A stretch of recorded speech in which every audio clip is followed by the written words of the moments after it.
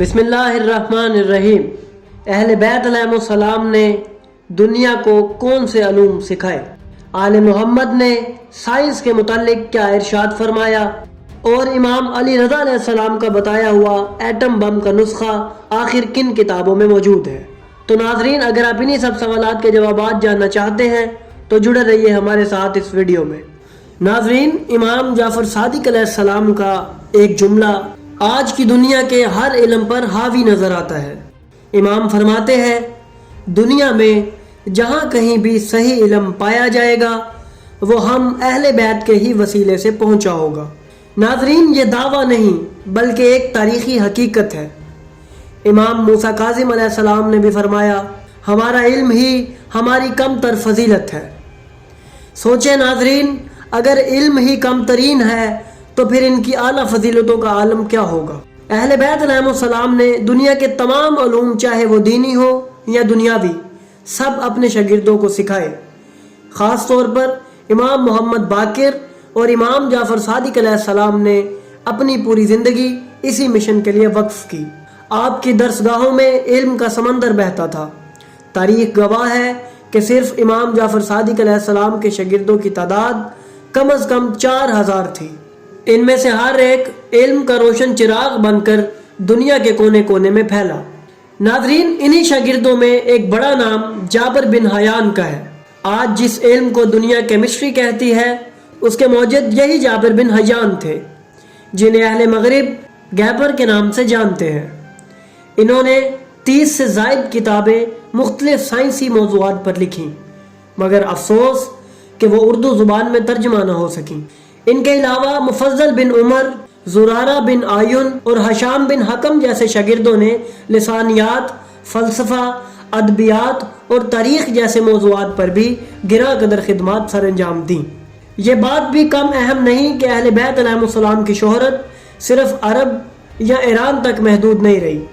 تاریخ کے مطالعے سے پتہ چلتا ہے کہ سندھ، ہند، پنجاب، یہاں تک کہ چین جیسے دور دراز علاقوں سے بھی لوگ اہل بیت علیہ السلام کی خدمت میں حاضر ہوتے اور علم و حکمت کے موتی چن کر واپس لوٹتے۔ اہل بیت علیہ السلام کا دامن صرف مذہبی علوم تک محدود نہیں تھا، بلکہ وہ ہر علم کے امام تھے۔ یہاں تک کہ انہوں نے جوہری توانائی جیسے پیچیدہ علم پر بھی کلام فرمایا۔ امام علی علیہ السلام نے اپنے خطبات میں بارہا ایسی نشاندہی کی ہے جو آج جدید سائنس کی دریافتوں سے میل رکھتی ہے۔ آپ نے فرمایا تھا کہ آخری زمانے میں انسان ایسے ہتھیار بنائے گا جو پوری دنیا کو جھلسا دیں گے۔ ایک مقام پر امام علی علیہ السلام نے مستقبل کی جدت کے بارے میں بیان کرتے ہوئے فرمایا، ان کے پاس ایسی آنکھیں ہوتی ہیں جو بادلوں کے اوپر سے جھانکتی ہیں، یعنی آج کے دور کی سیٹلائٹس، اور ان کے پاس سمندروں میں بڑے بڑے بحری جہاز ہوتے ہیں جو پرچموں کی طرح نظر آتے ہیں۔ وہ آگ کو پانی اور مٹی کی شکل میں ذخیرہ کرتے ہیں، یعنی ایٹمی اسلحہ، پھر اسے پھیلانے کے لیے استعمال کرتے ہیں، گویا محل کی بلندی سے شعلے پھینکتے ہوں۔ نیز امام علی علیہ السلام نے فرمایا، کیا تم باز، عقاب اور الو جیسے پرندے نہیں دیکھتے جو بادلوں سے آگ اور ہولناکی برساتے ہیں؟ جو بادل شدید گرج چمک کے ساتھ آئیں گے تو تمہارا صاحب یعنی امام مہدی علیہ السلام ان پر سوار ہوں گے۔ انہیں اللہ وہ علم عطا کرے گا جو کتاب رکھنے والے کے پاس تھا۔ اس فرمان میں بھی امام نے موجودہ ڈرونز اور فائٹر جیٹس کا تصور پیش کیا ہے۔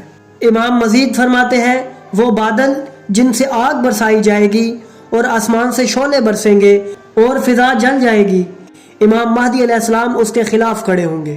ناظرین، امام علی علیہ السلام کے یہ بیانات آج کی ایٹمی دوڑ کو دیکھ کر ایک ناقابل تردید سچائی میں بدل چکے ہیں۔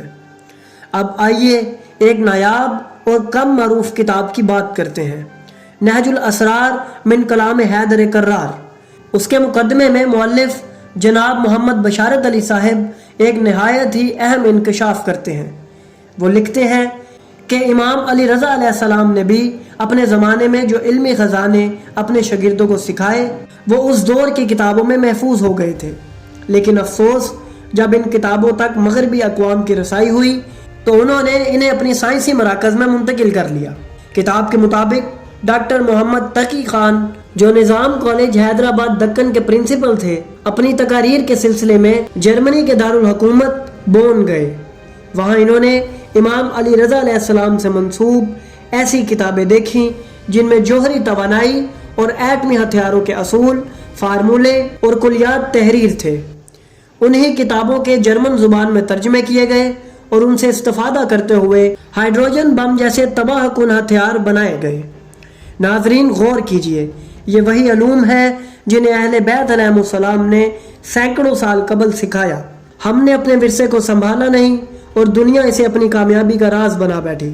تو ناظرین، آج جب ہم ایجادات، سائنس اور تحقیق کی بات کرتے ہیں تو ہمیں پلٹ کر اپنے اصل سرچشمے کو دیکھنا ہوگا۔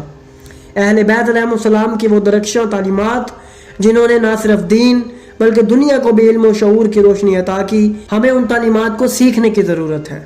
یہی وہ علم ہے جو نہ صرف ایمان دیتا ہے بلکہ انسانیت کو بچانے کا راستہ بھی سکھاتا ہے۔